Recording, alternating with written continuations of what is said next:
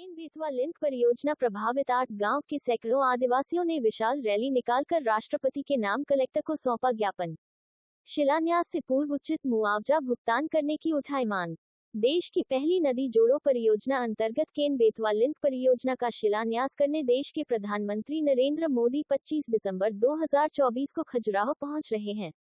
इससे पहले 16 दिसंबर 2024 को पन्ना जिले के केन-बेतवा लिंक परियोजना प्रभावित 8 गांवों के सैकड़ों आदिवासी किसान मजदूर जयस आदिवासी संगठन के जिला अध्यक्ष मुकेश गोंड एवं कार्यवाहक जिला अध्यक्ष रामपाल सिंह गोंडेला के नेतृत्व में केन-बेतवा लिंक परियोजना सहित पवई के माध्यम बहुउद्देशीय तेंदुघाट परियोजना एवं अजयगढ़ के मजगाया मध्यम सिंचाई परियोजना प्रभावितों को उचित मुआवजा दिलाने की मांग को लेकर छत्रसाल पार्क से विशाल रैली के माध्यम से राष्ट्रपति के नाम कलेक्टर को ज्ञापन सौंपने पन्ना कलेक्टरेट पहुंचे, जहां तहसीलदार और एसडीएम के द्वारा ज्ञापन प्राप्त करने का प्रयास किया गया, लेकिन प्रभावितों ने कहा कि वह लोग अनगिनत ज्ञापन तहसीलदार और एसडीएम को ज्ञापन सौंप चुके हैं, अभी तक कोई निराकरण नहीं हुआ, नियम विपरीत तरीके से काम किया जा रहा है, इसलिए वह कलेक्टर को ही ज्ञापन सौंपेंगे।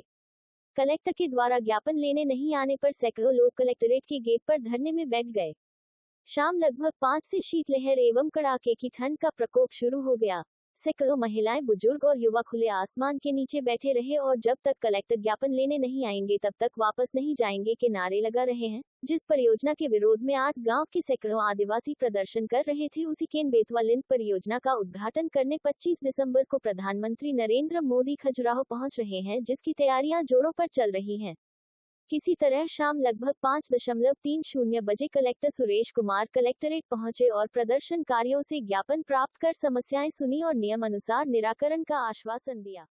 तो पहले आदिवासी संगठन के लोगों ने क्या मांगे थी और क्या है ज्ञापन? एक जय आदिवासी युवा शक्ति संगठन पन्ना में है, उन्होंने इकट्ठे होकर एक ज्ञापन आज दिया है, जिसमें एक तो ये मांग की है कि केन-बेतवा लिंक परियोजना के तहत जो 8 गांव विस्थापित होने वाले हैं, उन विस्थापितों को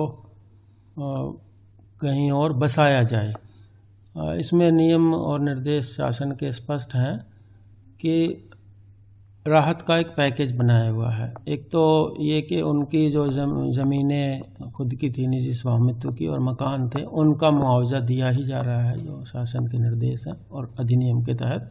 दूसरा, राहत पैकेज, पुनर्वास पैकेज भी राज्य शासन ने स्वीकृत किया हुआ है।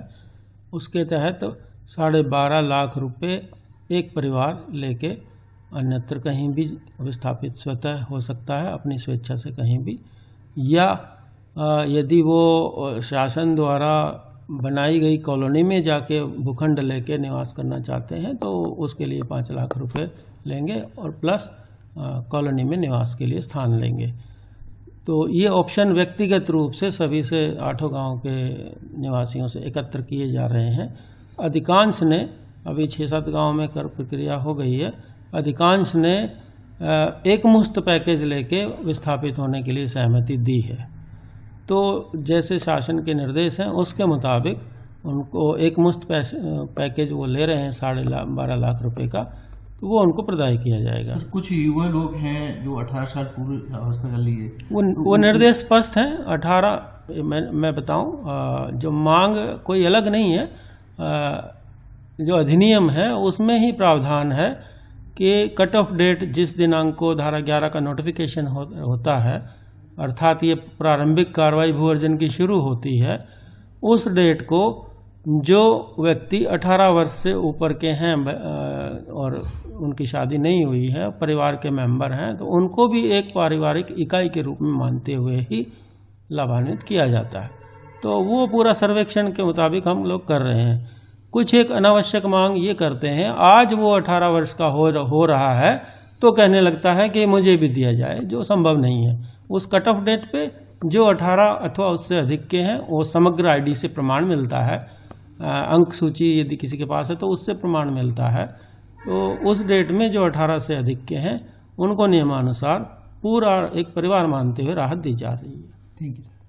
ये कौनी जो कैन बेतवा लिंक परियोजना से 8 गांव पन्ना जिले के प्रभावित हैं। इन लोगों की जो मांगे हैं, 18 साल के बच्चे जो पूर्ण कर चुके हैं उनको पैकेज से वंचित किया जा रहा है और ना ही इन लोगों को कहीं पे बसाने के लिए कोई जमीन आवंटित की गई है। और जो राष्ट्रीय योजना के माध्यम से जैसे प्लांट है, परियोजना है, बांध है, अगर ऐसा कुछ प्रभावित क्षेत्र को विस्थापित किया जाता है तो उनको एक परिवार को, भूमिहीन परिवार है जो, उनको एक परिवार के सदस्य को रोजगार देने का प्रावधान है। तो इन सब मांगों को लेकर के आज हम माननीय महामहिम राष्ट्रपति जी के लिए और राष्ट्रपति जी को कलेक्टर के माध्यम से ज्ञापन सौंपा है। पूरा दिन निकल गया यहाँ पर आप लोगों को ऐसी ठंडे कड़कड़ाते हुए, और प्रशासन बहुत क्या करेंगे? देखिए, हमारी जो मांगे थी और जो जनता है, प्रभावित क्षेत्र के लोग हैं, उनकी जो मंशा थी कि हम लोग, क्योंकि यहाँ पे कई बार, हजारों बार ज्ञापन सौंप कर ये लोग निकल जाते थे और कलेक्टर साहब ना ही मिलते थे, ना ही इन लोगों की मांगों पे कभी कार्रवाई की गई है। तो आज इन्होंने धरना प्रशासन जैस संगठन के माध्यम से किया गया और सभी लोग इंतजार कर रहे थे जब तक कि कलेक्टर साहब स्वयं नहीं आएंगे ज्ञापन लेने, तब तक हम लोग यहाँ से नहीं भागेंगे। आपका नाम क्या है? मुकेश कुमार गौड़, जैस जिला अध्यक्ष पन्ना।